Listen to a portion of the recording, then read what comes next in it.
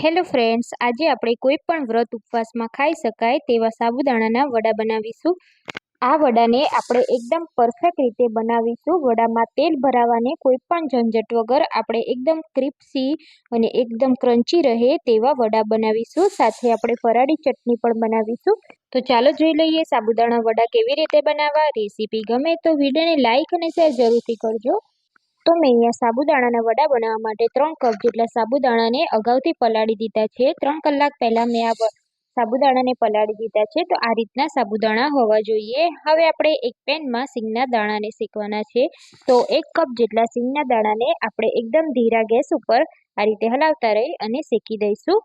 તો સિંગના દાણાને આપણે જ્યાં સુધી તેના ફોતરાનો ભાગ અલગ ના થાય અને થોડા ક્રન્ચી ના થઈ જાય ત્યાં સુધી આપણે તેને શેકી લેવાના છે. તો અહીંયા આપણા સિંગના દાણા શેકાઈ ગયા છે, તમે જોઈ શકો છો. હવે આપણે આને ઠંડા થવા દેવાના છે અને બધો જ ફોતરાનો ભાગ આપણે કાઢી લેવાનો છે. પછી આપણે મિક્સચરમાં એડ કરી તેનો અચકચરો પાવડર કરી દેવાનો છે. તો હવે આપણે સાબુદાણાનું બેટર બનાવીશું. તો એના માટે એક બાઉલમાં આપણે બધા સાબુદાણાને એડ કરી દઈશું. સાથે આપણે સિંગના દાણા શેકેલાનો ભૂકો કર્યો છે તે પણ આપણે સાબુદાણા સાથે એડ કરી દેવાના છે અને સાબુદાણા અને સિંગના ભૂકાને આપણે સરસ રીતે મિક્સ કરી લેવાનું છે. સિંગના દાણા એડ કરવાથી આપણા સાબુદાણાના વડામાં ખૂબ જ સરસ એવો ફ્લેવર આવશે, તો જરૂરથી એડ કરવાના. તો હવે આપણે વડામાં એડ કરવા માટે બટાકા એડ કરીશું. તો મેં અહીંયા 500 ગ્રામ જેટલા બટાકાને આ રીતે ધોઈ અને બાફી લીધા છે અને અગાઉ પહેલાં બાફેલા છે. 1 કલાક પહેલાં આપણે બટેકાને બાફવાના. તો હવે આપણે બધા જ બટેકાને આ રીતે છીણીની મદદથી છીણી લઈશું. આ રીતે છીણેલા બટેકાથી આપણા વડામાં એક પણ ગાંઠો નહીં રહે અને બધું સરસ રીતે મિક્સ થઈ જશે. એટલે આપણે બને ત્યાં સુધી છીણીની મદદથી છીણી અને પછી જ બટેકા એડ કરવાના. તો બટેકાને મેં સરસ રીતે મેશ કરી દીધા છે. હવે આપણે 3 ચમચી જેટલો અહીંયા આદુ અને મરચાંની પેસ્ટ એડ કરીશું.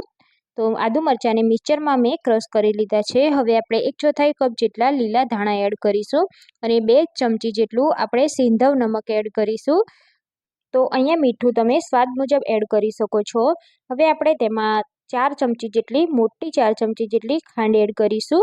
તો ખાંડ એડ કરવી ઓપ્શનલ છે, પણ ખાંડથી વડાનો ટેસ્ટ ખૂબ જ સરસ આવશે.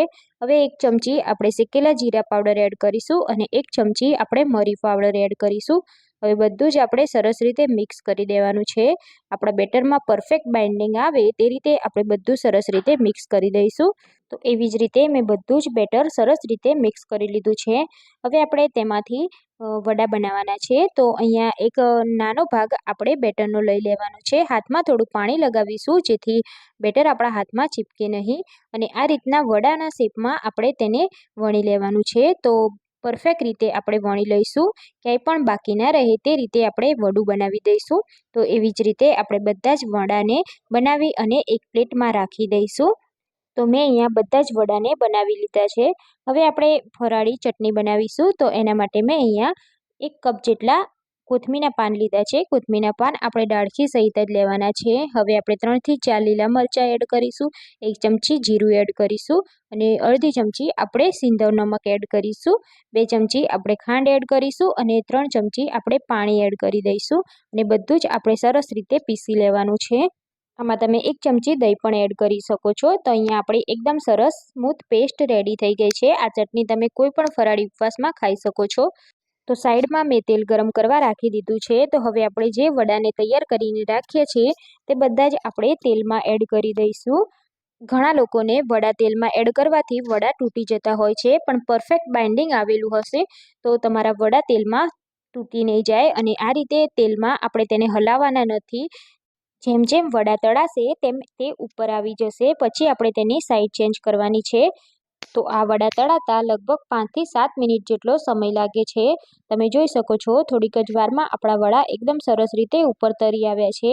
હવે આપણે તેની સાઈડ ચેન્જ કરીશું. તો ચમચીની મદદથી આપણે તેની સાઈડ ચેન્જ કરી લઈશું. આ રીતે વડાને આપણે મીડિયમ ગેસ ઉપર તળીશું એટલે વડા આપણા અંદરથી પણ સરસ રીતે તળાઈ જશે અને બહારથી પણ એકદમ ક્રિસ્પી રહેશે. તો અહીંયા આપણા સાબુદાણાના વડા એકદમ સરસ રીતે તળાઈ ગયા છે. હવે આપણે તેને એક પ્લેટમાં કાઢી લઈશું અને એવી જ રીતે આપણે બાકીના બીજા બધા વડાને આ જ તેલમાં તળી લેવાના છે. તો સેમ આ જ રીતે તમે વડાને તળશો તો તમારા વડા બિલકુલ ફાટશે નહીં અને તેલ પણ ભરાશે નહીં. તો મેં એવી જ રીતે બધા જ વડાને તળી લીધા છે. તમે જોઈ શકો છો એકદમ ક્રિસ્પી બન્યા છે. હવે આપણે તેને તોડીને પણ બતાવી દઈશું. તો અહીંયા તમે જોઈ શકો છો આ વડા અંદરથી પણ એકદમ સરસ રીતે ફ્રાય થઈ ગયા છે. આ વડા તમે કોઈ પણ ઉપવાસમાં ખાશો તો એટલી મજા આવશે ખાવાની. આ વડા સાથે તમે દહીં કે પછી ફરાળી ચટણી સાથે પણ આ વડાને તમે ખાઈ શકો છો. તો તમે પણ સાબુદાણાના વડા ટ્રાય ના કર્યા હોય તો એકવાર આ રેસીપીથી જરૂરથી ટ્રાય કરજો અને તમારો અનુભવ મને કમેન્ટ બોક્સમાં જણાવજો. જો તમને મારા વિડીયો પસંદ આવ્યો હોય તો મારા વિડીયોને તમારા ફ્રેન્ડ્સ યા ફેમિલી સાથે શેર જરૂરથી કરજો અને મારી ચેનલને સબસ્ક્રાઈબ ના કરી હોય તો ચેનલને સબસ્ક્રાઈબ કરી લેજો અને બાજુમાં આપેલા બેલ આઇકોન પર ક્લિક કરી લેજો જેથી નવી નવી રેસીપીના નોટિફિકેશન તમને મળી શકે. તો ફરી મળીશું ફ્રેન્ડ્સ આપણે એક નવી રેસીપી સાથે. જય શ્રી કૃષ્ણ.